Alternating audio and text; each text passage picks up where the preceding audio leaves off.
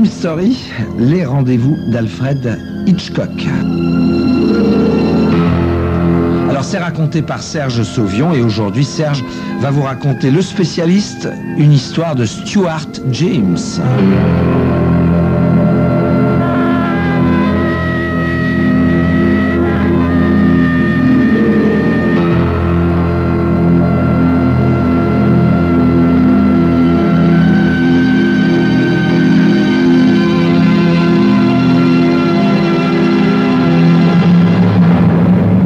La sonnerie retentit, lointaine, confuse.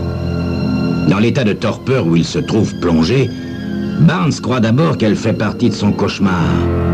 Mais comme elle persiste, il finit par se réveiller. Se traînant au bord du lit, il étend la main vers la table de nuit, cherchant à tâtons le réveil pour l'arrêter. Mais la sonnerie reprend de plus belle. Au prix d'un grand effort, Barnes parvient à soulever sa tête de l'oreiller, pensant confusément « le téléphone ». Il aspire une bouffée d'air, mais pris d'un haut le cœur referme les yeux, luttant de toutes ses forces contre l'envie de vomir.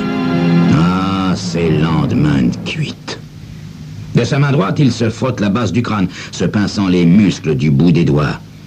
La douleur lui paraît s'apaiser un peu. Rouvrant les yeux, il étend de nouveau la main et saisit le combiné. « Allô, oui ?»« Lieutenant Barnes ?» demande une voix d'homme au bout du fil. « Ouais, c'est moi. »« Ici, Grady. Le patron me charge de vous dire qu'il aura besoin de vous de bonne heure aujourd'hui. »« Quoi? Pourquoi faire ?»« Oh, c'est une sale histoire, lieutenant. Cette nuit, la fille du chef de la police a été renversée et tuée par un chauffard. Ça fait un drôle de raffut dans la maison, je vous prie de le croire. »« Ah, quel jour sommes-nous » questionne Barnes. « Pardon ?»« Je vous demande quel jour nous sommes » répète Barnes d'un ton irrité. « Samedi. »« C'est mon jour de repos. Pourquoi est-ce que c'est moi que vous appelez ?» Je fais ce qu'on me dit, moi, lieutenant. D'ailleurs, c'est comme qui dirait un corps spécial, hein, vu qu'il s'agit de la fille du chef de la police. Vous feriez mieux de venir, lieutenant, le patron est déjà là depuis 1 heure. Barnes referme les yeux. Il s'efforce de chasser la douleur qui vient par vagues successives frapper sa rétine, son oreille, ses tempes. « Bon, j'arrive tout de suite, Grady, » dit-il avant de reposer le combiné. Il se redresse dans son lit et, baissant la tête, se masse de nouveau les muscles de la nuque. Quand il veut se lever, il est repris de nausée et doit sauter en bas du lit pour courir à la salle de bain où il se laisse tomber à genoux sur le carrelage devant la cuvette des WC. Tout tourne autour de lui. Des spasmes douloureux lui tordent l'estomac. Enfin, il peut vomir et son corps lui paraît du même coup se vider de toute substance. Seule subsiste la douleur. Barnes reste quelques minutes immobile, les yeux clos, puis, se relevant, va se mettre la tête sous le robinet du lavabo. L'eau froide qu'il laisse couler longtemps lui fait du bien. Il se redresse pour s'éponger le visage et le cou, tout en s'accablant de reproches. Mais pourquoi diable est-ce qu'il continue à boire ainsi, alors qu'il sait parfaitement qu'il tient pas le coup? N'aura-t-il donc jamais assez de volonté pour s'abstenir d'alcool? Il va s'asseoir sur son lit et se prend la tête dans les mains, marmonnant pour lui-même. Ah, je vais être bon à rien aujourd'hui. Aussi a-t-on idée de convoquer un type dont c'est le jour de congé. Voilà ce que je gagne à être devenu un spécialiste. Sur ces paroles amères, le lieutenant Barnes enfile sa chemise qu'il doit tirer un peu sur sa poitrine large et musclée pour pouvoir la boutonner. Barnes n'a pas son pareil dans la police pour dépister un chauffard. Ayant suivi les cours organisés par le FBI pour la formation d'officiers, il s'est classé premier de sa section. Très rapidement, il a su mettre en application et en pratique les connaissances acquises et s'est vu accorder de l'avancement pour avoir permis l'arrestation de 3 chauffards. Et il semble doué d'un 6e sens qui lui permet de retrouver en 2 heures à peine le propriétaire d'une voiture ayant causé un accident. Et voilà qu'on fait appel aujourd'hui à son habileté pour découvrir le conducteur criminel qui a pris la fuite après avoir tué la fille du chef de la police. Vêtu de son uniforme, Barnes sort en fermant soigneusement derrière lui la porte de son petit pavillon. Il descend les marches du perron et suit, comme un automate, l'allée étroite qui le sépare de la rue. Arrivé au bord du trottoir, il s'arrête, stupéfait. Sa voiture, qu'il gare habituellement, là, devant la maison, n'y est pas. Est-ce qu'on l'aurait volé? Le lieutenant glisse la main dans la poche de son veston et en retire la clé de contact de sa vieille Ford. Il l'examine un instant, cherchant à se rappeler ce qui s'est passé au cours de la nuit. Il a dû rentrer en taxi, laissant sa voiture quelque part. Mais où? Il ne garde qu'un souvenir très vague de ses faits et gestes de la nuit précédente. Il a d'abord pris un verre chez Hal, avec des copains avant le dîner. Puis, la soirée s'est poursuivie dans une boîte de nuit de la 3e rue, et ensuite chez Herman, à moins que ce ne soit au club. Barnes se passe une main sur le front, s'efforçant de retrouver les noms de ses compagnons de devrée. Impossible.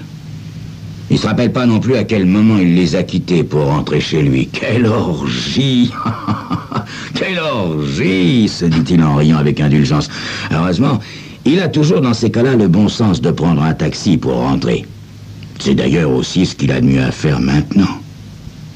Il marche jusqu'au coin de la rue, haile un taxi et s'assoit, le dos appuyé contre les coussins, les yeux fermés, tandis que le chauffeur se ferait un chemin au milieu de la circulation déjà dense. En arrivant au bureau, Barnes boit un café noir tout en examinant le rapport posé sur sa table de travail. « Voilà une bien vilaine affaire, Hal, » dit le capitaine Whitmer, qui l'attend dans son bureau. « Le chef est à moitié fou de chagrin. » « Les histoires de chauffards sont toujours moches, » répond Barnes sans lever les yeux de son rapport. « Ce type-là me dégoûte, et j'éprouve un réel plaisir quand je peux en coincer un. » Il appuie sur le bouton de l'interphone et ordonne « Jess, envoyez-moi immédiatement Hurley, Watkins. » Whitmer, les mains croisées derrière le dos, regarde par la fenêtre. La jeune fille sortait d'une réception de mariage et s'apprêtait à monter dans sa voiture. Elle a été projetée à près de 50 mètres. La porte s'ouvre et 2 hommes de haute stature en uniforme brun entrent dans le bureau. Barnes s'empresse de leur donner ses instructions. « Commencez à faire la tournée des garages, Hurley, » dit-il au premier. « Interrogez tous les mécaniciens de la ville et des environs. Vous pouvez disposer d'autant d'hommes que vous l'estimerez nécessaire. Faites convoquer par Jess ceux qui sont de congé aujourd'hui. Un conducteur responsable d'un accident et qui a pris la fuite a tendance à s'affoler. Et si la voiture a subi des dégâts, il se peut qu'il cherche à la faire remettre en état immédiatement. Occupez-vous d'abord des garages qui restent ouverts toute la nuit. Si l'individu que nous recherchons n'est pas très malin, il se peut qu'il ait pris peur et qu'il ait conduit son auto à réparer sans attendre le matin. En revanche, un type astucieux l'aura soigneusement caché, ce qui rendra nos recherches diablement difficiles. Mais tôt ou tard, il faudra tout de même qu'il ait recours à un garagiste. Donnez l'alerte partout, en ville, aussi bien que dans la banlieue. D'après la façon dont la voiture a heurté la jeune fille, on peut penser que c'est l'aile avant droite qui a été endommagée. Hurley approuve de la tête et sort sans dire un mot. Quant à vous, Watkins, faites rechercher dans tous les parcs de stationnement les voitures ayant une aile amochée. Cette tâche doit primer aujourd'hui toutes les autres. Les agents qui assurent habituellement le service pourront s'occuper du centre de la ville, mais je tiens à ce que vous placiez des hommes en supplément dans toutes les sorties. Quant à moi, je vais tout de suite appeler le labo.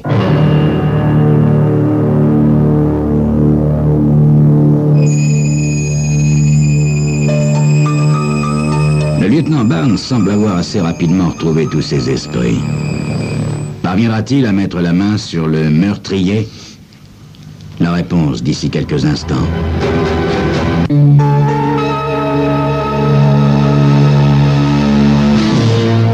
Barnes décroche le combiné et forme un numéro sur le cadran du téléphone. « Allô, Manny, ici Barnes. Voulez-vous expédier immédiatement par express au FBI les petites écailles de peinture qui ont été retrouvées sur les lieux de l'accident? Demandez qu'on nous fasse connaître la marque et le modèle de la voiture d'où provient cette peinture. Et précisez bien qu'il s'agit d'une affaire urgente. J'attends une réponse rapide. » Sans écouter la réponse, Barnes coupe d'un doigt la communication et, gardant le combiné en main, compose aussitôt un autre numéro. Allô, Doc, questionne-t-il après s'être nommé. À quelle vitesse estimez-vous que cette voiture pouvait rouler pour projeter cette jeune fille à 50 mètres, comme elle l'a fait? Hein? 80 à l'heure environ? Ouais. Bon, merci, Doc. Il raccroche et presse le bouton de l'interphone. Jess, crie-t-il à l'intention de sa secrétaire, je voudrais que vous me retrouviez toutes les contraventions qui ont pu être dressées cette nuit pour excès de vitesse. Ayant ainsi lancé l'action, Barnes se renverse contre le dossier de son siège, les mains pressées contre ses tempes. La douleur est toujours là, mais quelque peu atténuée. Il revient peu à peu à la vie. Et la soif intolérable qu'il éprouve toujours après une cuite s'est calmée. Il lance un coup d'œil en direction du capitaine Whitmer qui compulse le dossier posé devant lui. On va passer un sale quart d'heure en attendant les nouvelles, observe Barnes. Vous avez raison. Cette affaire, ça n'est pas de la tarte, approuve Whitmer qui se lève et s'approche de la fenêtre. Mais il y a quelqu'un qui passe un bien plus sale quart d'heure encore. C'est le type qui a écrasé cette jeune fille. En ce moment même, il doit être drôlement inquiet. Il doit se mettre martel en tête pour essayer de ne pas se faire pincer. Mais qu'est-ce que ce sera quand il apprendra par les journaux de midi le nom de la personne qui l'a tué? C'est pour le coup qu'il commencera à se faire vraiment des cheveux. Mais ça me donne une idée, s'écrie Barnes. Il saisit de nouveau le téléphone et compose le numéro de l'hôpital municipal. Ici le lieutenant de police Barnes, mademoiselle, dit-il à l'infirmière qui lui répond. Pouvez-vous me dire si vous avez reçu, cette nuit ou ce matin, un coup de téléphone demandant des nouvelles d'une jeune fille victime d'un accident de la circulation? Tandis que l'infirmière entreprend une recherche et s'absente un instant pour interroger ses collègues, Barnes tambourine des doigts sur la table, tout en observant Whitmer qui fait à présent les 100 pas dans la pièce. Allô? Hein? Aucun? Tant pis. Merci, mademoiselle. Whitmer quitte alors le bureau. C'est l'heure de mon cours, dit-il en sortant. Si vous avez besoin de moi, lieutenant, n'hésitez pas à me faire appeler. De toute manière, je vous tiendrai au courant, capitaine. Ah, au passage, vous pouvez dire au chef que j'ai déjà pris toutes les mesures nécessaires pour retrouver le meurtrier de sa fille. Resté seul, le lieutenant remue quelques papiers posés sur sa table de travail, puis se lève et va vers la fenêtre. Mais, une idée lui venant à l'esprit, il retourne décrocher le téléphone. « Allô, Wes? C'est moi, Barnes. Dis-moi, j'ai la tête grosse comme une courge, mon vieux, et j'arrive pas à garder les yeux ouverts. » Il rit plus fort, puis reprend. « Wes, t'es bien sorti avec moi cette nuit. Est-ce que tu te rappelles quel est le dernier endroit où on a été boire? Là, c'est là que j'ai dû laisser ma voiture. Hein? Ah, tu l'as vu?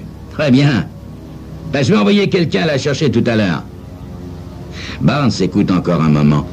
Là, tu dis que tu m'as quitté au largo? Mais comment diable avons-nous été finir dans cette boîte? Tu sais que je me rappelle plus de rien, moi. Hein? Toi, si. Hé, qu'est-ce qui s'est passé après notre visite au club? J'étais avec qui? Quoi? Une blonde? Fichtre, hein? Je me souviens absolument pas être sorti avec une blonde. Après un nouvel éclat de rire, Barnes repose le combiné. Les filets sont tendus, d'énormes filets à mailles très fines, destinés à prendre le chauffard qui, au volant de sa voiture, a tué une jeune fille avant de s'enfuir sans avoir été vu de quiconque.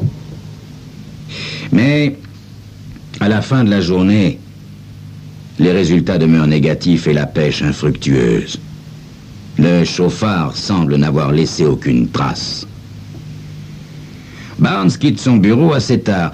S'apercevant qu'il a oublié d'envoyer chercher sa voiture, il appelle un taxi et s'y installe confortablement pour dresser son plan d'action du lendemain. Ne pas manquer de faire surveiller les parcs de stationnement situés à proximité des églises, se dit-il, car ce serait assez dans la manière d'un meurtrier d'aller à l'église un dimanche. En rentrant chez lui, le lieutenant se rend directement à la cuisine pour boire un verre. Mais la bouteille qu'il découvre sur le rayonnage est vide. Il la jette dans la poubelle et sort par la porte de service menant au garage, où il a une caisse de whisky en réserve. Il va pénétrer dans le garage quand il s'arrête net. Stupéfait d'abord, puis pris d'une folle hilarité. Sa voiture est là. Je devais vraiment être sous pour l'avoir rentré au garage, dit-il à voix haute. Je le fais jamais. Ce serait un peu comme ranger des gants dans leur coffret. Les copains vont bien se marrer quand je leur raconterai ça. Riant toujours, il se faufile entre la voiture et le mur pour atteindre la caisse de whisky posée sur une planche au fond. Mais le rire s'étouffe dans sa gorge et ses tempes se mettent à battre tandis qu'il regarde fixement l'automobile dont l'aile avant droite a été complètement enfoncée. Barnes s'accroupit et retire du bout du doigt un peu de sang séché. Effondré, il entend résonner en écho dans sa tête les mots qu'il a lui-même prononcés un peu plus tôt. En revanche, un type astucieux aura caché sa voiture. Il s'appuie contre le mur du garage et réfléchit un long moment, la tête entre les mains. Puis, tirant de sa poche la clé de la voiture, il la contemple fixement.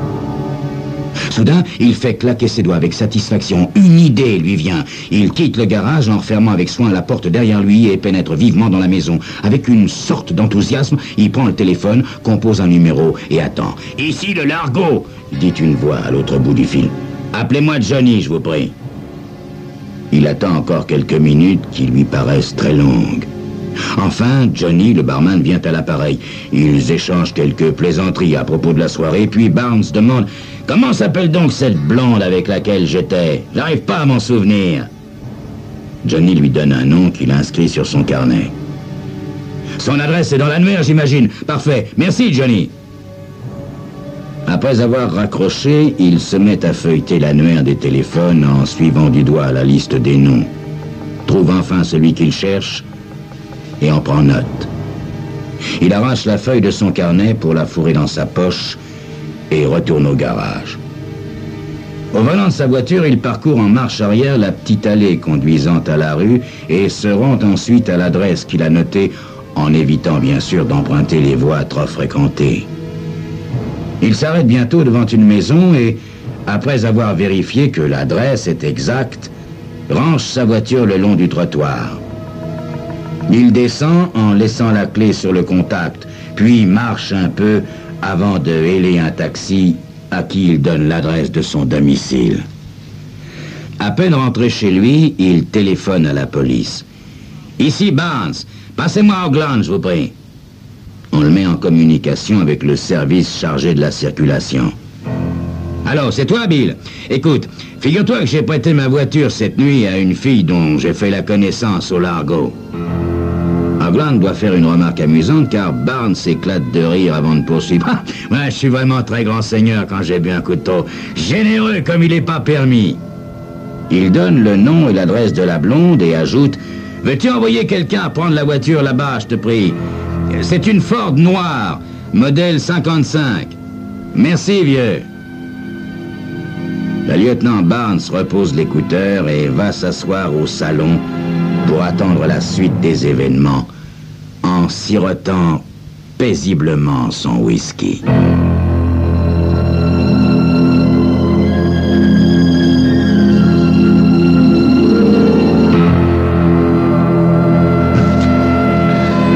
C'était donc Crime Story, les rendez-vous d'Alfred Hitchcock racontés par Serge Sauvion et aujourd'hui sous la plume de Stuart James, le spécialiste.